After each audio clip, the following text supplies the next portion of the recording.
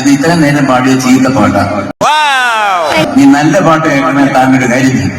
താൻ പോയി വീട്ടിൽ പോയിട്ട് റേഡിയോ വെച്ച് ഓൺ ചെയ്തു. പോകുന്ന വഴിക്ക് ആരെങ്കിലും മോണക്കിട്ട് കുത്തുമെന്നും MG തമാശയായി പറയുന്നുണ്ട്. ഇതോടെ അദ്ദേഹത്തിന്റെ അടിപ്പൂക്കുറ്റി എന്ന ഹിറ്റ് ഡയലോഗ് ഓർമ്മപ്പെടുത്തും വിധം അടിച്ചെവിക്കുറ്റി എന്ന പ്രയോഗമാണ് പലരും കമന്റായി ഇടുന്നത്. എന്നാൽ MGയെ വിമർശിക്കുന്നവരുമുണ്ട്. നല്ല പാട്ടെന്ന് പുള്ളി ഉദ്ദേശിച്ചത് ഒരു നാടൻ സംസാരമാണെന്നും അതിന് ഇത്ര വലിയ ഊക്ക് വേണ്ടായിരുന്നുവെന്നും വലിയ പാട്ടുകാരന്റെ സംസ്കാരമാണ് വെളിപ്പെട്ടതെന്നും കമന്റിൽ പറയുന്നുണ്ട്. ഒന്ന് കേക്ക്, അതിന് നല്ല പാട്ടൊക്കെ വരും കേട്ടോ. അത് ആരാ അത് പറഞ്ഞത്? ആണോ? മക്കളെ തന്നെ കണ്ടപ്പോഴേ മനസ്സിലായി താൻ നല്ല പാട്ട് കേട്ടിട്ടില്ല.